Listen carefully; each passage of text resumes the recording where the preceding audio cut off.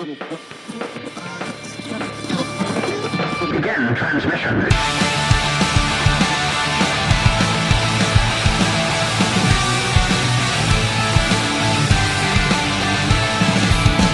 This is Dungeon Radio Hour. Hello and welcome adventurers to Dungeon Radio Hour, a D&D actual play comedy podcast where all of our druids have an inalienable right to bear arms. As always, I'm your host and dungeon master, Dalton Rusher-Riddle, joined once again by our ragtag band of would-be heroes. Introduce yourself, heroes. I'm Michael Adair. I'm Alyssa Adair. And I'm Andrew Gerline.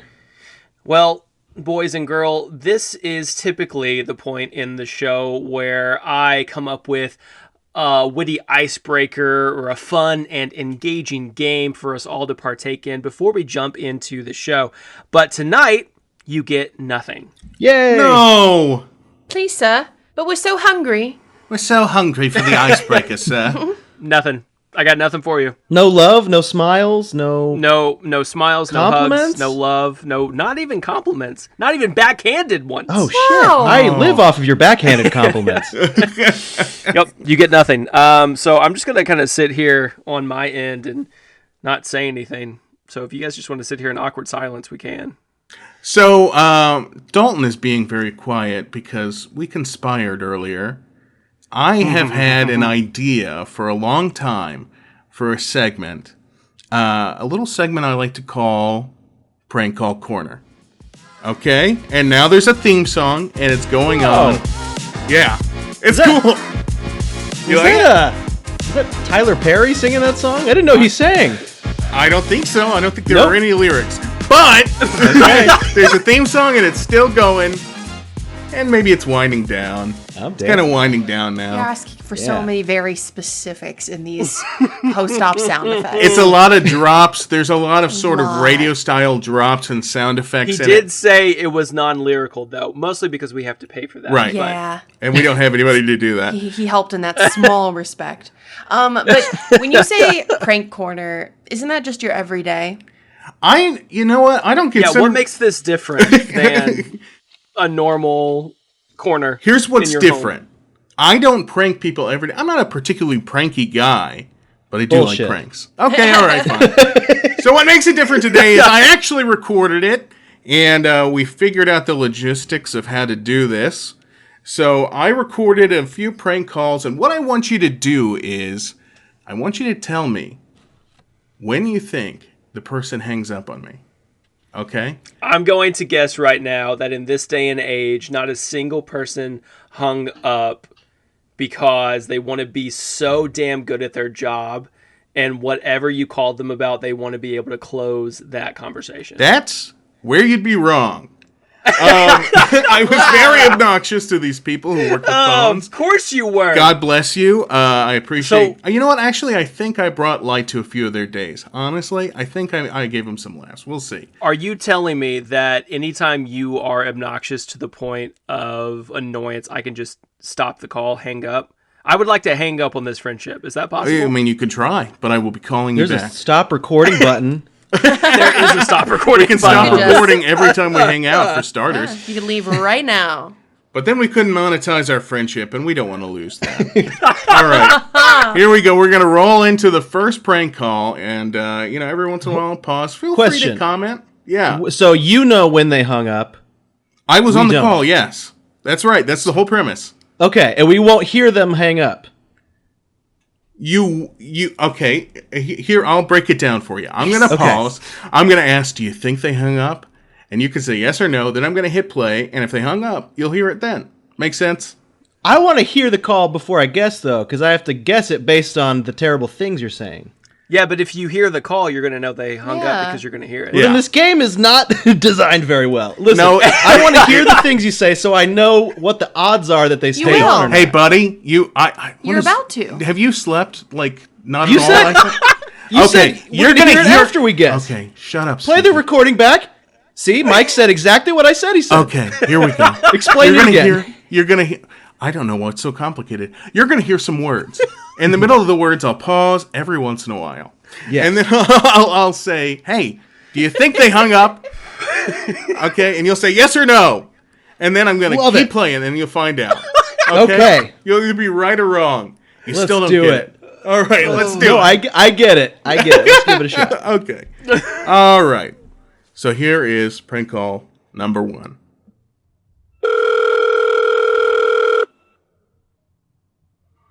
Hello? Hi there. Is this the spa? Yeah, this is the Oh, okay, great. I'm Audie Blumkiss. I just had a couple of questions about coming into the spa today. This fucking pseudonym. Yeah, what's your question? Yes, ma'am. Do you happen to have a heat room? Single room you wanna? Do you happen to have what's it called? You know, one of the rooms where it gets hot. A sauna. Oh, the room you want sauna. A steam room. Do you have a steam room? No. Okay. All right. Now. No, this one. Oh, okay. I was just wondering. Okay. The entire time I don't know what you say. I thought she was mentioning the fact that a hot room would be too sweaty. Did she not say too much sweat? I thought she said only single rooms. I'm like, oh, did Mike ask for something that I didn't realize he asked for? Yeah. She didn't understand what I was saying, and then she said something about a single room. Because it's a massage parlor. But I thought, who knows, maybe they'll have a sauna. Now, do I have to be nude for the massage? Yeah. Okay. Okay, that's a little bit of a problem for me because I'm very self-conscious about a situation on my upper thighs, but... Do you think she hangs up now? No, it's valid. It's a valid concern that somebody calling a massage parlor could have. Right. It's just It's in valid. an obnoxious way. It is an obnoxious thing.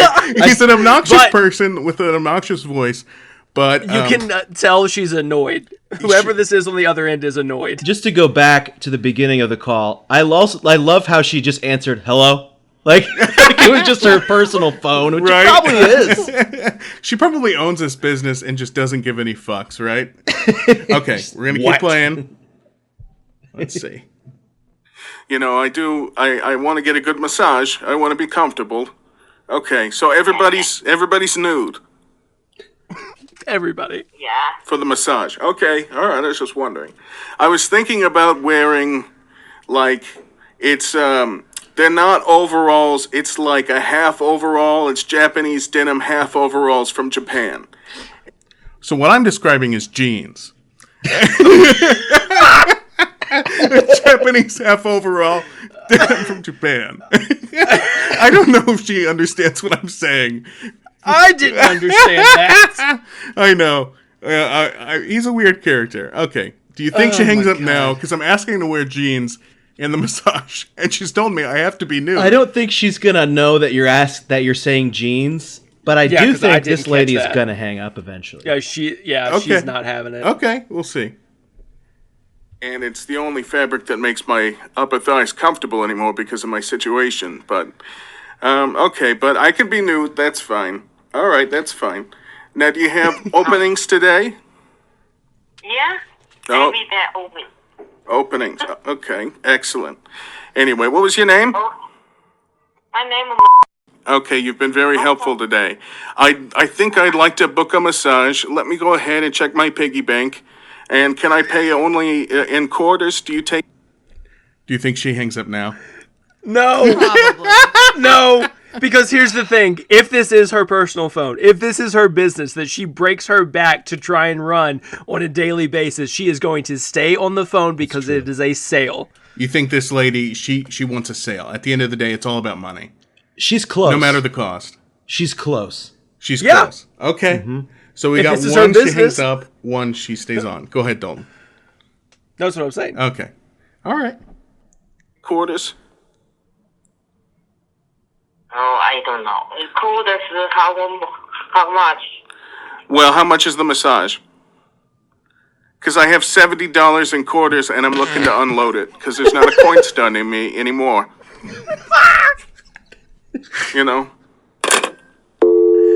Oh! Wow. Okay. All right, well, you have a good day. Okay. 70 was never going to be enough. $70 in quarters? You don't think that would have been enough? I think the massage is significantly higher than that, and that's why she hung up. Maybe. Not even worth explaining to you what the price is. Right. But she doesn't know. Maybe I just have $70 in quarters that I need to unload, and then I'm going to put the rest on my MasterCard. You know? I just need to get rid of these. There's no Coinstar near me. You told her that, and she still had the gall to hang up and leave a man without a Coinstar. It felt a little rude. Well, that was Prank Call Corner, folks. And now, on to the episode.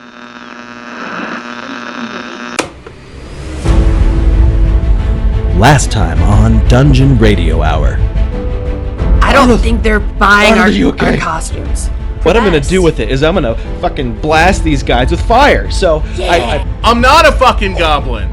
That was a lie. Fail swoop lobs its head off as it rolls onto the ground. The final goblin archer turns and runs back into the castle. So the only way to go are either back the way you came to Portheus' tower or into the castle through the open doors.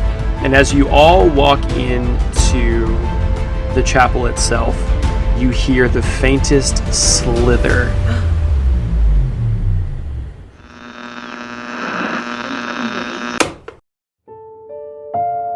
Okay, so last episode, you all made your way to...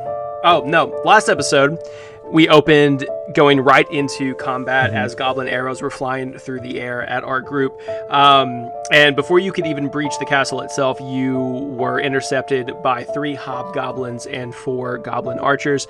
You took care of that little mini horde very handedly, if I might add.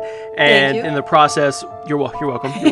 And in the process, one of the goblin archers ran back into the castle, so your element of surprise is no longer in play. They definitely know you are coming. You found a storeroom off to the side once you got inside, and you raided it.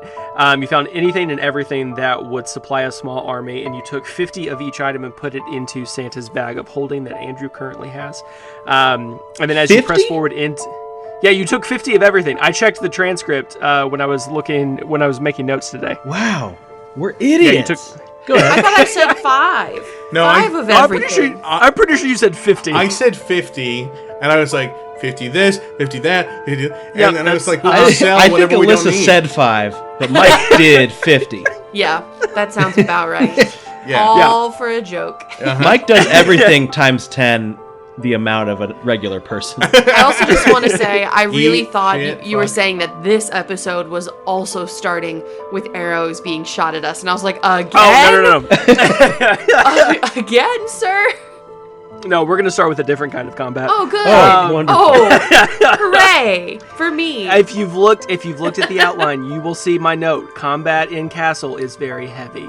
Anyways, so heavy. you pressed... I'm sorry, what? You pressed forward into the castle, and you found yourself in a dark hall, and you heard slithering from up above in the shadows, and that's where we will pick it up. Okay. I flick my tongue out, and I want to use my tongue to lick the air, but really I'm using my ranger senses to sense the creature nearby. For sure. Andrew, you, not knowing if this is going to work or not, stick your tongue out and you flick it into the air like a snake trying to pick up a scent on the wind. And for the first time, your ranger senses actually start to tingle. Oh. Like you're not just making it up, you actually feel something this time. Oh shit. And at first you get the taste, and then you get the smell, and then you get the sight, or you get the hearing, and then you kind of get the sense of this mental image forming in your mind. And with you as a ranger, your favorite enemy is monstrosity, or one of your favorite enemies is monstrosity, and you start to get this serpentine-like figure, scaly and long, about 5 to 7 feet. You don't have a name for it because you've never encountered it before, but you just see this snake-like serpentine figure start to form in your mind's eye. Guys, be very careful. I don't know what it's called, but I'm gonna call it Saskatchewan. There's a Saskatchewan slithering ahead, and we need to be really careful because I'm pretty sure it has big old fangs and it can unhinge its jaw and it likes to dissolve bones in its belly. Can I keep saying things it does? Because it's got a sword, it's got a gun, it's got a little grenade. You guys want to know more facts? What's it called? Please continue describing this monster that you have no idea what it is, like we are trying to play Who's That Pokemon. Right. You just said Saskatchewan with a lisp. That's all you I did. said Saskatchewan or something. No, you didn't. Listen, there's a fucking big snake, and I tasted it, I felt it, I saw it, I am it, and we gotta be careful. I don't think it's friendly. Where is the snake then? I look up. Can we see the snake? Yeah, so as you all look up and you look for the top of this hall that you're in, it is so dark that you can't even make out any type of description whatsoever. There's just this heavy, inky black darkness that kind of hangs in the top of this hall. Well, I Hermione it, and I pull out from my purse a compact mirror. and I'm just like, hey guys, I've read Chamber of Secrets like 5 times, maybe don't look it directly in the eye. Hey, I don't know what this is, but I don't think it's that thing. I said what it was. The rules. It's a Whatever our attacker is hiding itself behind magical darkness. That's why we can't see through it. Arnold, you're from here. Do basilisks exist? Say that again without the lisp. I like it how it was. Do basilisks exist? They do, Lady Alyssa, but not... Putting the mirror closer to my face. But I don't think that's what we're dealing with. Everybody roll a dexterity check. A dexterity save, I should say. No. I believe you. I got a nat 1. Oh, no! I just lost my dice, which feels worse than a nat 1. That is even worse. You're going to step on it later. I got a 16. It's right there in the green. Arnold got a 14. Andrew, you got a nat 1. I got a nat 1.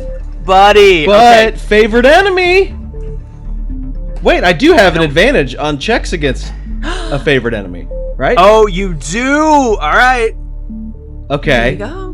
But to be a rules lawyer against myself, that's only on survival checks. I was gonna let you have it, but you rolled. And I probably said that rule wrong, and now 2 different groups of people are mad at me. But either way, but they're mad at you for different reasons. Nat 1. Okay. All right, nat 1. Okay, so I got a nat 20. Oh, that's so beautiful. I even Andrew out. So Arnold, Mike, and Alyssa, you watch as you see these. What do I see? Fangs, claws, kind of teeth. Bad. So Andrew, Mike, and Alyssa, you stand there and you look at Andrew as you watch these tentacles slither down from the murky darkness above, each one of them wrapping themselves around Andrew's arm, and within a matter of seconds, he is yanked up into the magical darkness. Buddy! How high up am I? You're probably 15 feet or so. Okay, am I just completely grappled and stuck? Yeah, you're completely grappled, and right. then you feel this painful kind of biting sensation from something sharp in kind of your stomach area as you take 7 points of slashing damage. You then watch as Andrew falls from the ceiling above, landing hard on the stone floor, and you just see this nasty kind of bite mark in his stomach. This is bad. I got bit. I got bit and then I fell. Yeah! The 2 things that can kill me best. Oh my god, you're telling Falling is my kryptonite, and getting bitten is my... What's Batman's weakness? Poverty. I don't know. Oh yeah! That's what it is. It hurts. Okay, don't worry. We got you, buddy. Okay, I think I'm dying though. Dalton, don't die. Can I see magic around this guy? Give me a Arcana check with advantage because you are a College of Lore Bard. It's a 19. Bard. College of Lore Bard. 22. Damn. Cool. So you look up into the inky blackness that is above you, and you don't sense any type of magic for the creature itself, but you can tell that this like inky darkness is a darkness spell, so it's an evocation spell that has been placed in the ceiling here. So there's this... Is it evocation or evocation? Evocation, I think. While you were looking up, you once again hear that slithering sound from above. Everybody give me a dexterity save. Oh my god. Stop dying, Andrew. I got a 3. You got... Oh my god. I got a 14. I got a 22. 14. You watch again as that tentacle slithers down I think from I'm the darkness fine, guys. above, wrapping around Andrew's ankle, and then throws him back against the back wall of this hall. Andrew, you take 3 bludgeoning damage from the impact. Sir Andrew! Oh, my open wound is even more open now. Oh god. I twisted my anky. Not your Anki! Okay, I raise my hands to the air and I try to cast Dispel Magic. And I blow at the darkness. Cool. Just like you're blowing a gnat away like from your it's, ear. Like it's a fog and I'm trying to mist it. So, Alyssa, as you stand there looking at the darkness above you, you grab a cloth from wrapped around your waist that's hanging there on your belt, and much like someone trying to get the smoke out of a small enclosed room, you're waving that piece of cloth in the air, and as you do, you're going trying to blow it away, and bit by bit you watch as these kind of wafts of dark magical air kind of dissipate and leaving the top of this dark hall completely open. And as you look up above, you do see this like slender serpentine like creature with these 4 tentacles that are kind of acting independently, forming around its mouth, and in the center there's a large pointed beak. And as you look, it shrieks down, Mike, kill it! What am I supposed to do, dude? I'm busy blowing! I got anky problems, I got wounds. Arnold, Mike, this is all you guys. All right. Okay, well, first off, here. And I wave my arm in the air, and I just try to concentrate. I'm concentrating on creating a sort of barrier. I'm thinking Sue Storm, Fantastic Four, making a big bubble around us, a bubble of protection. And I concentrate, and I see above me this patchwork start to unfold. Unraveling, more and more and more, and like a giant igloo formation. And we end up in a kind of like dome-ish teepee kind of thing. I'm kind of trying to discover Liam's tiny hut. Yeah, no, for sure. And I love That's this. Adorable. Here's the thing, though. Andrew's not within 10 feet of the 3 of you. Damn, well, I don't know where he is. Okay. He just got thrown. So, Mike, you do this, and Alyssa and Arnold, you both kind of sit there and stare up and wonder as this magical dome of force kind of pops into view, and you can see outside of it. It's kind of translucent. You can still see what's happening, and as you look around outside, that's when you realize Andrew's not under the dome. Oh.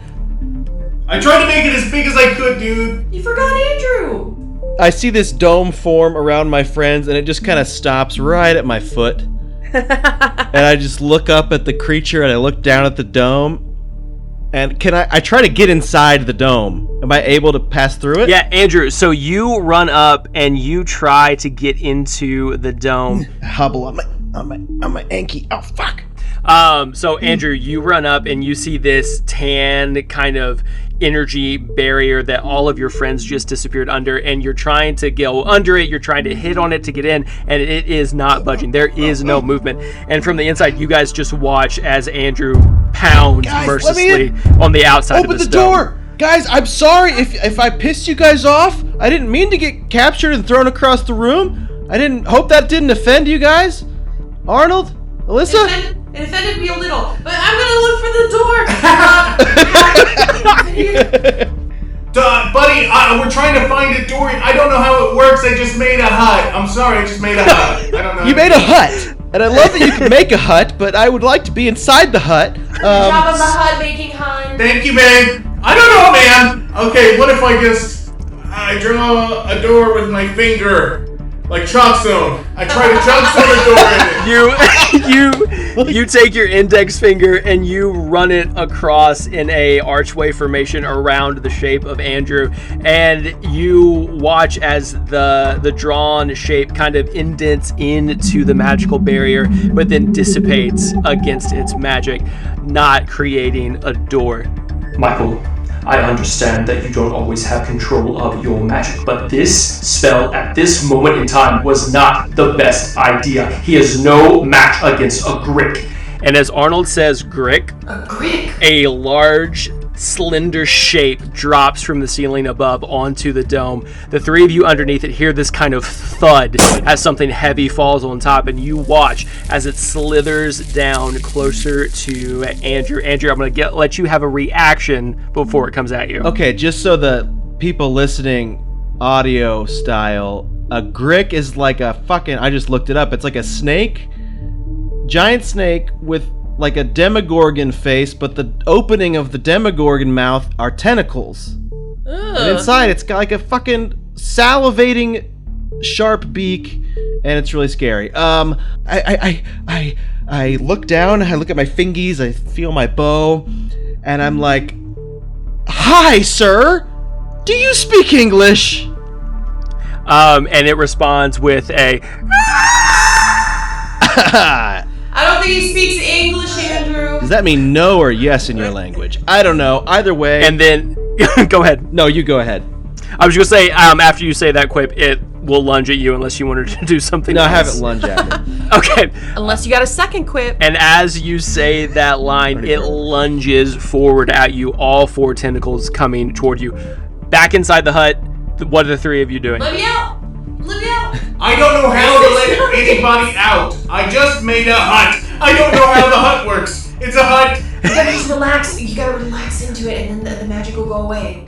This isn't anal. I can't relax into magic going away. Okay? I don't know how my magic works. I'm telling you how it works for me, so maybe it'll work for Mike. you.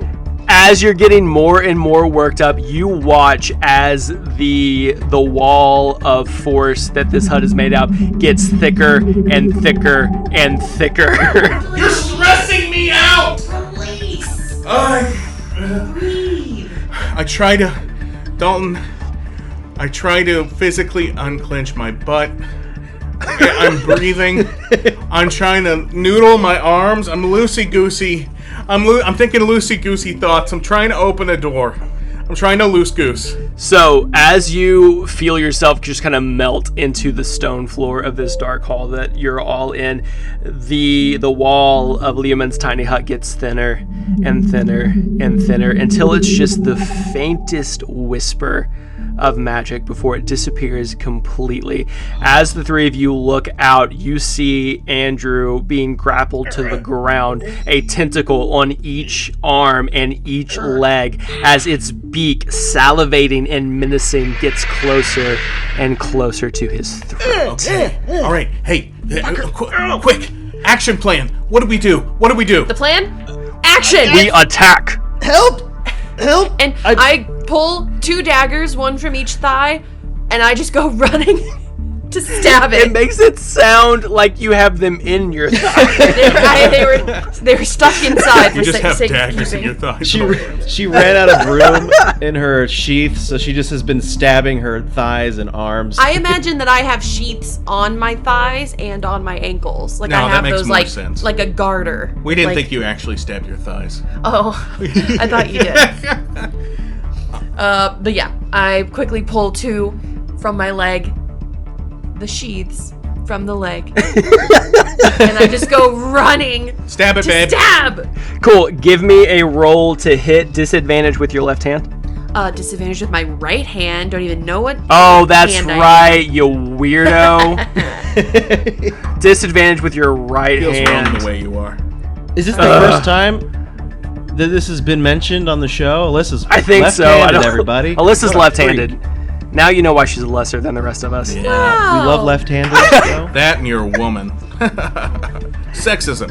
Okay, All right, so keep the going. first one was a 15, but the second one was a 6. Sweet. So you rush forward, and your hand, or the dagger in your left hand, finds its mark as you stab into the back of the Grick, and you kind of pull down. And as you come in with your right hand to make a second blow, it glances off of its stony scales. But you do manage to do some damage. Ha That rhymed. You do manage to do some ha! damage. I like it. Yeah, you do. Good damage, babe. Mike. Oh, yeah. All right, here I go. I'm going to save my best friend. I'm going to save him this way. I look at the Grick, and I say, hey, you can't impale my friend twice.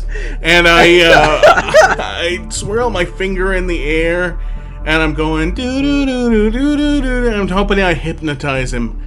I hope that's a thing for me. But I do the finger and I can do the do-do-do-do-do-do. I'm trying to charm the snake, but it's a monster. So what I do is, out of my fingers, shoot a bunch of tiny dots, colored lights, swirling in the air like one of those disco ball kind of things that you'd have in your dorm room or whatever. You know, the ones with the lights around the room. And so it's like a middle school dance. There's lights all over the ceiling, and they're moving in all kinds of crazy ways. And I cast Hypnotic Pattern. So, Mike, you do so, and you release this barrage of colors that hang and dance there in the air while you do your little song. And as you cast Hypnotic Pattern, you're hoping to charm this Grick away from Andrew. However, in its bloodlust for the small, frail human that it has pinned to the floor, it is too focused on its prey and not paying attention to your lights. Hold on. Because You snuck in an save. insult in there. What was that? Oh, wait a second. I said the prey that's on the floor that he the, has. the small, helpless, shitty prey. What'd you say? Yeah, something I don't like remember. that. I don't remember, but my feelings are hurt. But that's okay. Let's move on. I appreciate it, Mike. I'm trying my best, man. I made a hut. I made some lights. I don't know what else to do. You That's really all I hypnotized me, have. dude. Okay. Yeah. Arnold is going to fly through, and he flaps his wings with his mace drawn as it bursts into flames as he gets ready to cast Searing Smite. And as he goes to make his mark and bring his hammer down, the Grick rears back its head, dragging Andrew up into the air with it, and causes Arnold to miss. Drats! My apologies, Sir Andrew. That's like the third or fourth time I've flown. I'm over it. Andrew's not meant to be in the air. I'll take the train next time. Ow, it hurts. Oh. Okay, so Andrew, you may attempt to get out of this grapple. Okay, I have a really dramatic moment where I'm grappling with the guy, and like I try to get my fingy guns ready, but there's like a moment where his tentacle knocks into my hand, and I pretend like my gun got knocked out of my hand. So I go dive on the ground, and I pick up nothing, and I pull back up, and I got my fingy guns drawn, and I want to just blast him right in the beak. That's great, and you can do that, but you need to try and break the grapple first. But I said it. Okay. Come on. So give me a contested strength check. Okay. 18. Hey, okay, you can do everything you just described. Yay! I do that. All right, cool. So, you're able to wriggle free from the Grick's tentacles, and as you reach down to grab your invisible gun, you let loose a firebolt into its mouth, dealing damage as you watch it sear its pointed beak. It is going to retaliate by taking a tail swipe at you.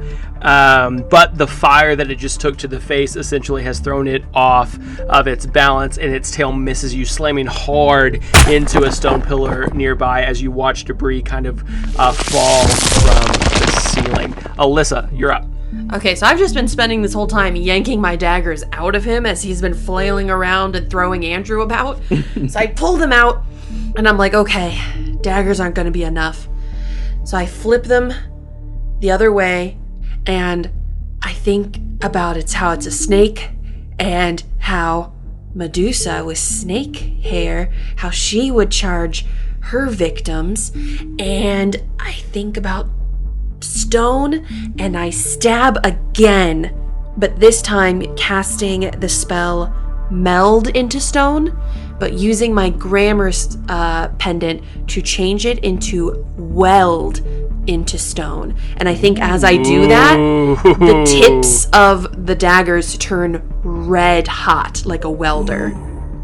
And I just stab it right into one of the tentacles on its face. Ooh. God, that was cool. That was cool. Okay, so I'm gonna retcon my dialogue just a little bit. The tail swipe still misses you, Andrew, and it still crashes into the stone pillar, sending debris and rubble down to the ground. But as it goes to pull its tail back, Alyssa, you've simultaneously made your attack as well, and your spell starts to take hold. And as it pulls its tail back, it gets stuck.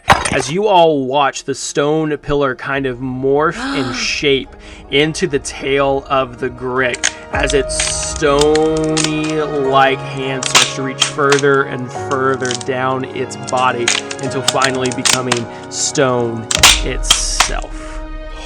So it's just completely frozen now?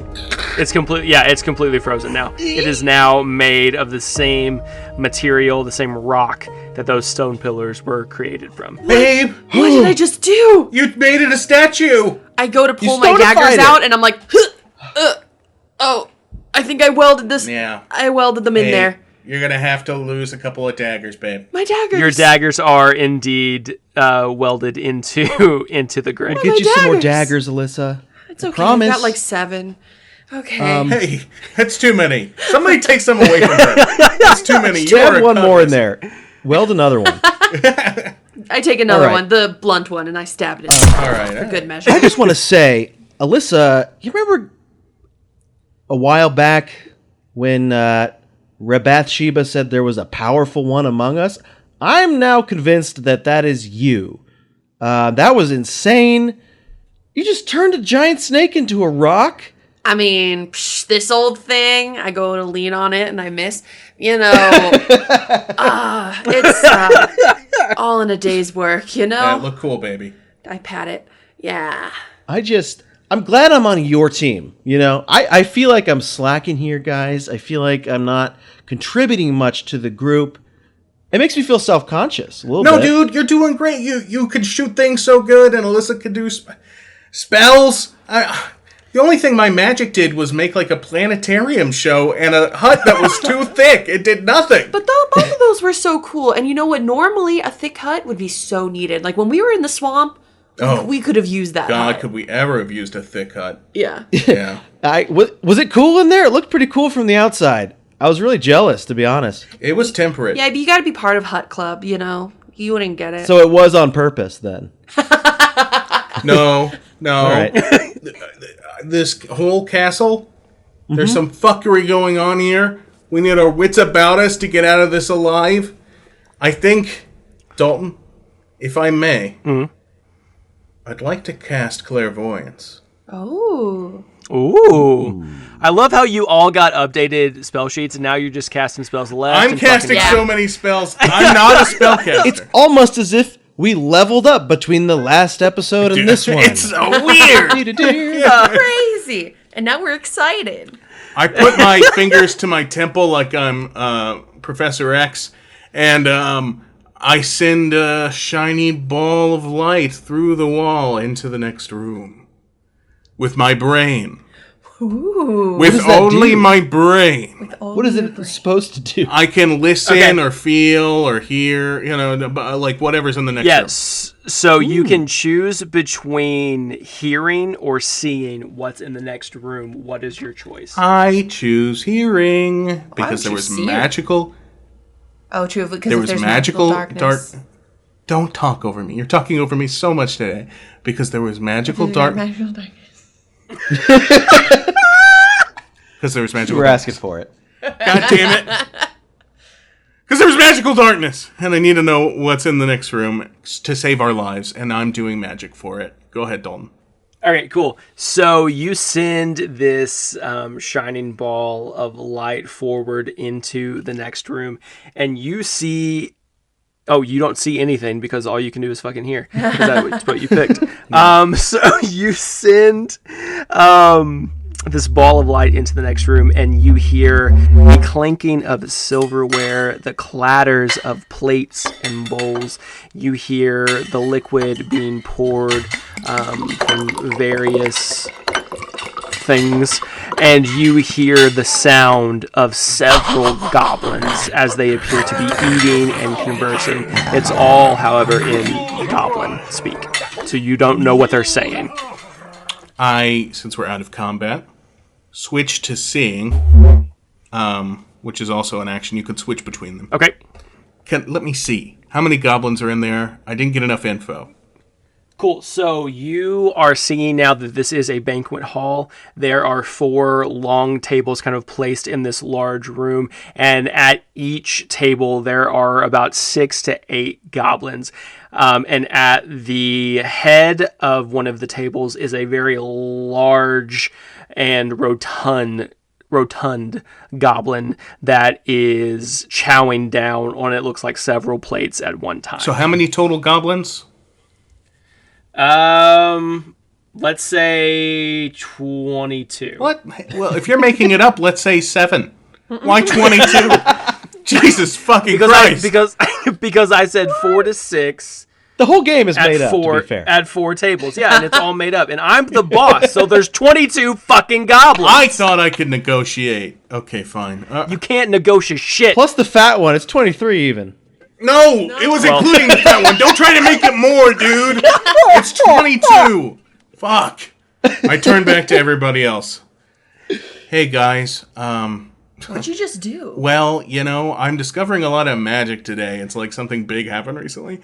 And I'm really excited about all the spells that I'm doing. I guess I'm getting better at magic. Because I just made a light ball with my brain. Like a flashlight, right? But it's a little ball, and it can go into the other room through the walls like a ghost, and I can see through it, and I guess I can hear through it. And next time I'm going to try to smell through it, because I don't know exactly how it works, but we're going to see what I can do. It's so cool. It's like you're coming into your magic. I'm coming into my magic. I'm a late bloomer, but Yeah. I feel like this is a magic glow-up, you guys. Like your bar mitzvah or something. Like yeah, you're man. Now becoming a man. I'm a man. Magic man. Magic man. I feel good about this. Oh, fuck. Okay, so here's the pertinent information. There's 22 goblins, including a big fat one. I know. That's a high number. It seems like too much. But there's 22 goblins in the next room, and they're all eating and, like, having a big fucking party or some shit. So it's dinner time for goblins in the next room, so I say let's avoid it or sneak through it if we have to go through it. That's absolutely smart. I think, while they're distracted, we sneak through. Because I will not be a goblin again in this episode. We promised in the last one that was it. We'll stick to it. We did it too many times, and I don't know if it really worked. Glorb is put to bed, for sure. It's a knowing that we are supposed to be sneaking through this next section. Before we move into that, are you planning on sneaking through the banquet hall? I was thinking more around. Well, is there a route around it? We don't know where to go. Yeah, I mean there are 2 exits to this hall that you're in. One of them just happens to be the banquet hall, but there is another option to go to. I like the other option. I like that. You know what? I haven't heard about it much yet, but I like it. I have a feeling that this little ball lasts like an hour or something. So do we want to send the little ball into the other room? Yes, please. Are we still going off of sight, or did we switch back to hearing? I'll switch it to sight. No, I'll stay on sight.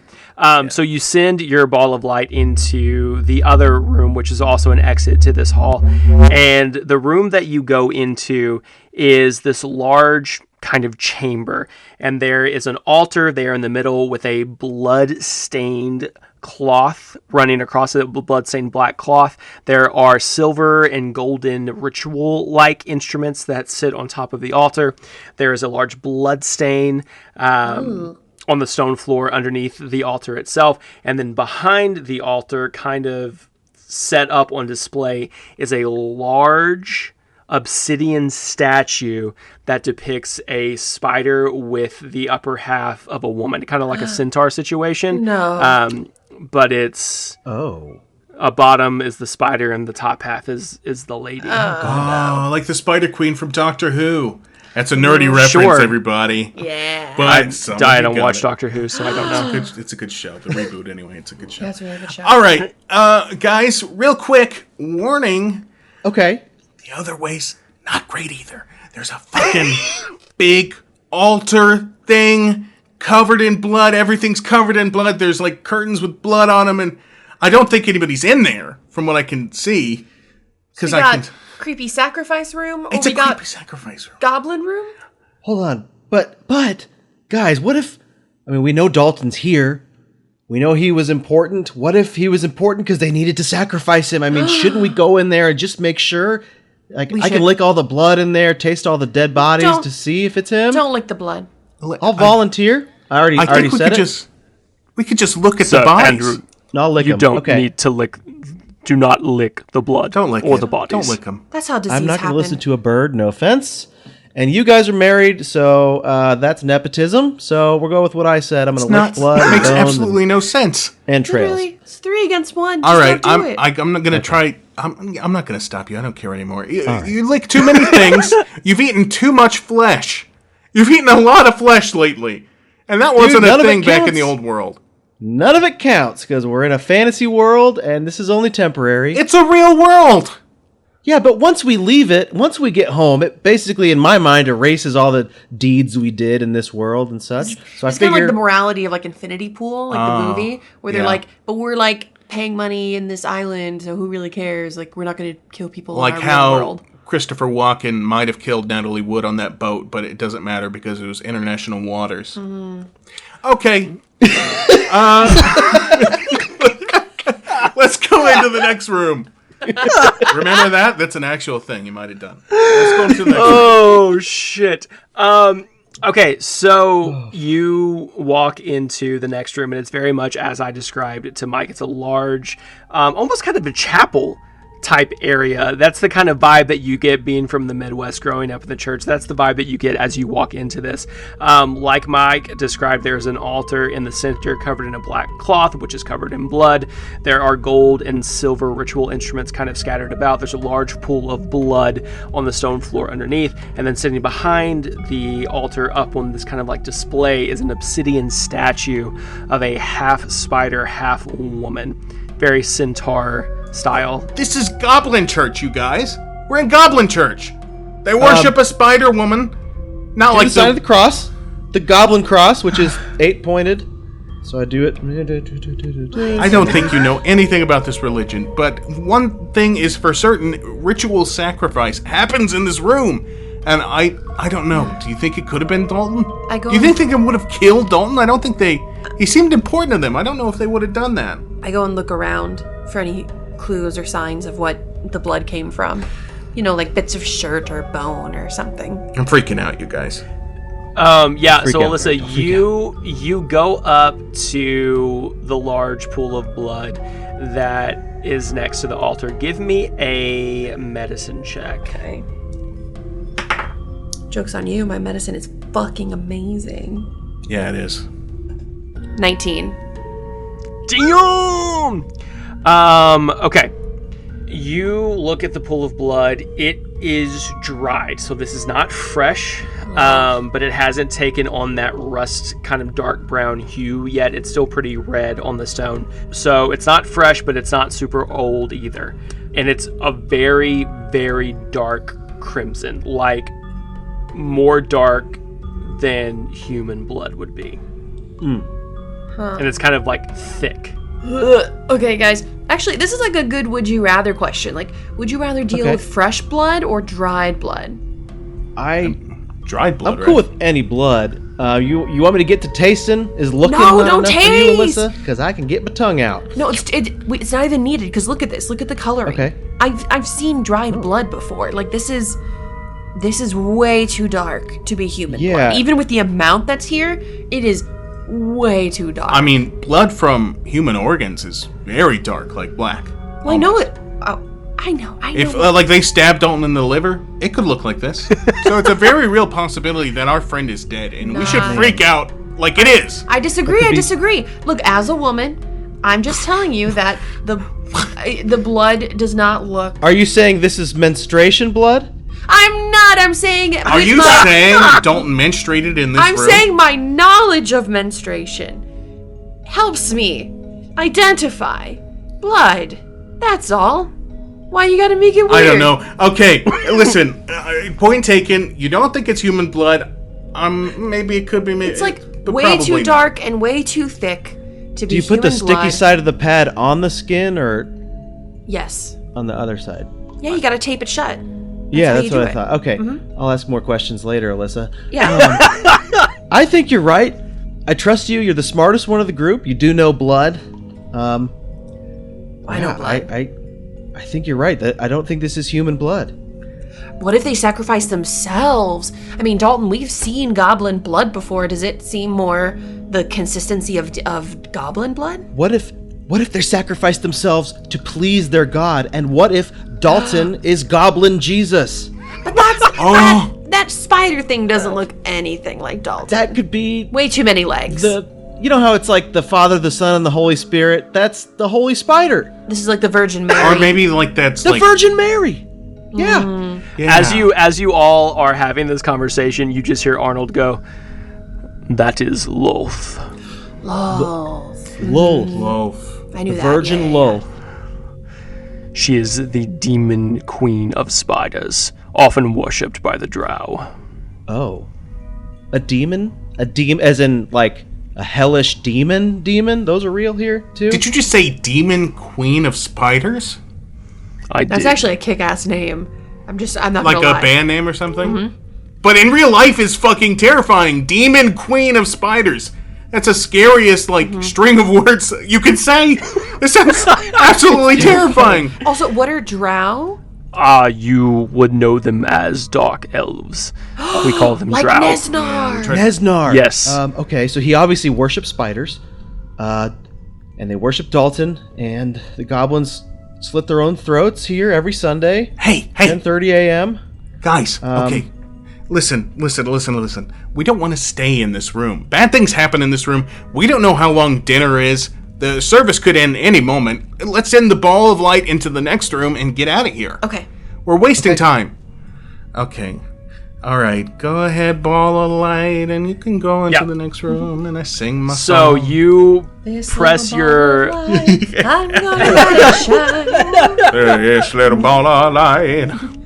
What horse will I find? All right, go ahead. The ball of light further into the next room, and you come into what the remnants of what were probably a tower once before. The outside wall has crumbled down, leading out into the wilderness beyond. The floor is dirty and covered in rubble and straw. The second floor up above you looks like it's been collapsed as well, with the ceiling falling through and also being scattered down. But you do see that this ruined tower is the pathway forward into the next area. Okay, so we have an exit if things get hairy, and I wouldn't begrudge any of us if we decided to leave right now. Like, things are getting scary. There's a demon queen of spiders or whatever the fuck. Yeah. There's goblins in the next room. Yeah. Good things don't await us. Yeah. Right? Yeah. Yeah. My question is, I mean, what's even past the banquet hall? A dead end? Why do we even need to go in there? Yeah, that seems dumb and pointless and dumb. I think this way is the best way. Yeah, it's dumb. Yeah, it sounds dumb, but it could be really cool. Should we send the ball of light through the banquet hall and just see what's beyond? Just to know our options? All right, I put the ball of light in my hand. I rear back, like Goofy about to throw a pitch. My arms go spin, spin, spin, spin, spin, and I throw it past the goblin I thought thing. you were gonna say that Goofy doing the perfect cast. Different reference. Different reference. Okay, but I pitched the ball of light past the banquet hall to see what's over there. Okay, cool. Give me Give me an Arcana check. Okay. Yeah. Like 15. Now give me an Athletics check. That's not going to be so good. Oh, 16 actually. All right, let's see. Oh shit. Hey. Ooh, hey. 21 modified. Cool. Okay. So just as described, you wind up your arm like some cartoon character, and you launch your ball of light, and it flies through the goblin sanctuary, through the dark hall where you have turned the Grick into a statue, through the banquet hall, and starts heading into the next room beyond. And you find another tower. This one is intact. The floor above leads up to the second level. The crates are neatly stacked. None are broken. And you see a large shape kind of hunkered down, laying on the ground over towards the corner. But as it starts to focus in on what this large shape is, your clairvoyant spell starts to dim before it goes out completely. Oh, okay. Fuck! Guys, What's up, buddy? The little You're ball. saying expletives. I'm sorry. What's your golden eyeball see? The little ball of light died or something. And I can't see nothing no more. Dude, I'm sorry. You just got it. I What know. happened, man? I don't know. My magic is tired or something. Anyway, Okay. I saw inside the tower. Okay, there's a tower. Another one. If we went past the banquet hall, there's a tower, and it's not all busted up like this one. And there's crates but there's something huge in there, like Fluffy from Harry Potter 1 huge in there. But I couldn't see what it was. It was like dying. I can't. It was dying, or your magic was No, dying? my magic was Okay. dying. No, yeah. Okay, it could have been a wardrobe or something. Yeah. It was beastly shaped. A big beanbag? I guess it could be a beanbag, but just judging on the demon spider woman and the goblins, it's something scary that's over there. Yeah. I mean, I don't necessarily want to go that way if there's something scary, but, you only put something that scary if you're guarding something important. Fuck, you're right. Big risks, big rewards. But how are we going to get past the... does anybody know invisibility, or... I consult my little cheat sheet that my god gave me. Scroll through my spells. It's called Clerics for Dummies. Okay. And Listen, Clerics for dummies. guys, I don't know. I feel a rumbling in my tumbling. You know what I'm saying? What? you're Winnie the Pooh? I don't know what the fuck you're saying. I know we need to be quiet. I don't know how we're going to get by unseen. I haven't really thought the plan through, but I know we need to be quiet. And so I extend my hands and I want to discover the spell Silence. Not quite knowing how it works. And I want to cast a dome of silence around my friends. Okay, cool. Let me look at it really quick. Well, but don't, Andrew, because it's a 20-foot radius centered on a point you choose. What if the point is on us? So Yeah, that it moves with us? Yeah. I touch my finger to my lips and I go, shh. And I make the point on my face. Nice. So, Andrew, you go to raise your finger up to your lips, and you do your shh. Mike, Alyssa, and Andrew, you watch as you can almost see the sound that Andrew's shh is making, and it echoes and it reverberates as it gets louder and louder and louder, forming this kind of bubble around all four of you. And just as it's about to crescendo, everything goes silent. I can't hear you guys. Andrew, it looks like you're talking. Alyssa, it looks like you're talking. Are you saying something, or are you just moving your mouth? It's kind of Andrew, weird. I think your spell worked. I can't hear you. Are you guys talking? No, Mike's doing it. It's like, is Are this like you a guys TikTok thing I talking? didn't know This is about? absolutely ridiculous. The point of silence is on us. No one can hear what anyone is saying. Mike, stop Even shouting! Arnold, I can't even hear the things he's saying. Arnold looks so What's going on? angry. What an angry Guys, little I think parrot. maybe we should Can anybody move. hear No me? one can hear anyone. Hello, Okay, hello. I start doing like hand I gestures. put my finger in my mouth, And I put my finger in my cheek and I go to break the spell.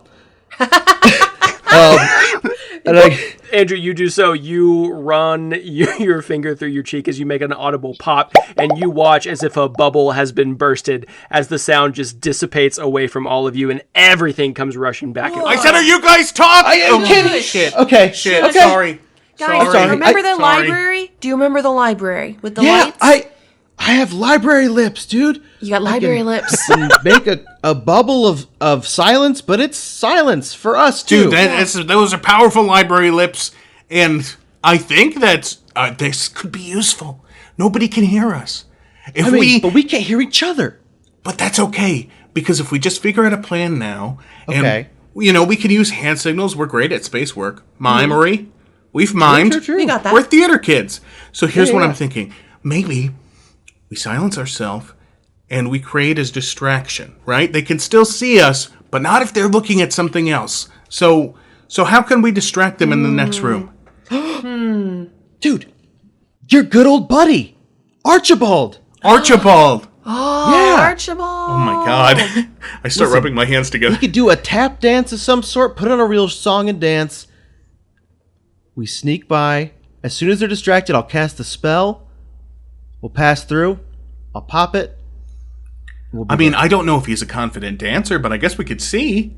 It really doesn't matter what he does, I think. I mean, the point is, a guy's in there all of a sudden. That's going to freak him out. And maybe they'll all center around the guy, right? Yeah. Yeah, and he's ethereal. He's going to freak him out a little bit. They're going to try to hit him. They can't. Yeah, made of wispy energy and shit. Yeah, I think it could work. Okay, how do I do this again? I extend my fingers, and I remember that I got to twinkle my fingies. And I'm imagining, once again, a butler. And he's made of energy. And he's this little blue guy, and he looks like the Monopoly man. And I'm like, all right, Archibald, it's time to fucking dance in the next room or something. And I twinkle my fingies, and I send him into the next room. And he's like, oh, thank you, sir. It's been so long since we've seen each other. I do miss you so. And then he's like floating into the next room. I love you, you little dude. You're a father surrogate to me, I remember. So as you send Archibald into the banquet hall, all you start to hear is panic almost. As you hear this, like, the goblins start to scream and shout.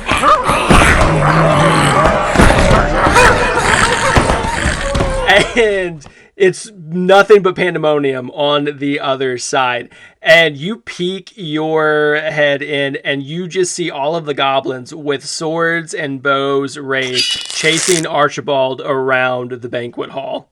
This sounds like a proper cup of chaos. Okay, don't do the accent. Okay, guys.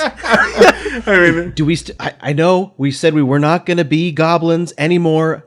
I agree. But this is an audio medium. We won't make the goblin noises, but we have to at least look like them. We got to be silent. We're going to walk by. We'll take off the costumes once and for all. We're silent goblins. Silent. Let's just try to blend in when we're in there. All right, Andrew. I don my entrails. I crouch down low. What am I supposed to do? No amount of goblin intestines will make me look like a small green humanoid. We'll push you along like you're the next sacrifice or prisoner or something. How about this? Yes. No. Too distracting. Won't work. We've tried to do that before. People catch on to that kind of thing. I'll minor illusion you into a goblin. And shit-dang! My classic minor illusion sound. You minor illusion onto Arnold, and once again, I'm going to bend the rules for this just a little bit. But you watch as Arnold becomes a 6'5" goblin. The wings are still physically there, like you can still see the shape of them, but it looks like this tall goblin has this awkward hunchback that is protruding from their shoulder blades. Yeah. All right. Yeah, you look wrong. Just crouch down low, and we'll be quiet, and hopefully they won't notice us. We'll crouch down super low. I hunch down in the middle of you guys, and I go, okay, before I do this, does anyone have any fun facts or any trivia they want to share with the group? I love you guys, first off. No matter what happens, Hey, we we're love a you team. too. We love you too. Also, little cat Tobians, Smell like Fritos. What? Oh my god, dude. I have never smelled a cat foot. I thought you said little cat Tobians. Like I also thought you said cat Tobians. I'm like, what the fuck is that? Little cat Tobians. What is a Smell cat like Tobian? Fritos. It still sounds like cat Tobian. I don't know, man. Did you know that the reason why actually like all pets with pads on their feet, their feet can smell like Fritos, but do you know why? It's a yeast infection. Really? Yeah, that smell is coming from a yeast infection. I thought they were just like getting into my Fritos at night or something. Yeah, that was my understanding. But they got beastie yeasties. I like to smell my dog's paws. They do smell like corn chips as well, and it's a nice smell. You know, But you got to rub Vagisil on them or something because it's like a problem. Okay. All right. Well, time to be goblins.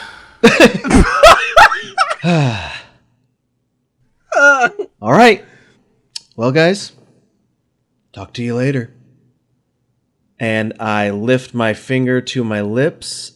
I crouch down and shh.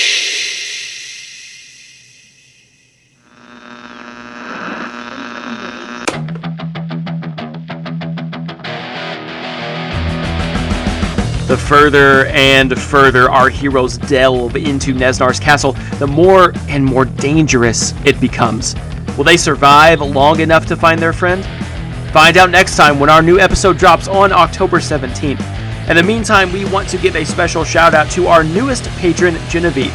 You're an amazing human being, and we are so excited to welcome you to the Patreon family. If you want a special shout out like this one, then consider becoming a patron yourself by heading to www.patreon.com/dungeonradiohour. Until next time, keep the volume up, the dial tuned in, and always say yes to adventure. Bye for now, kids.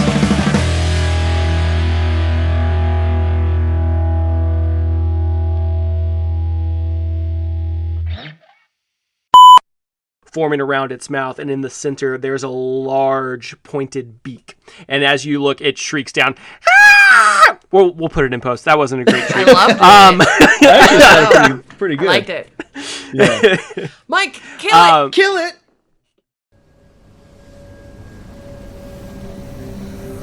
The new season of Roll Gay Roleplay uncovers the mysteries of Soul Quest City.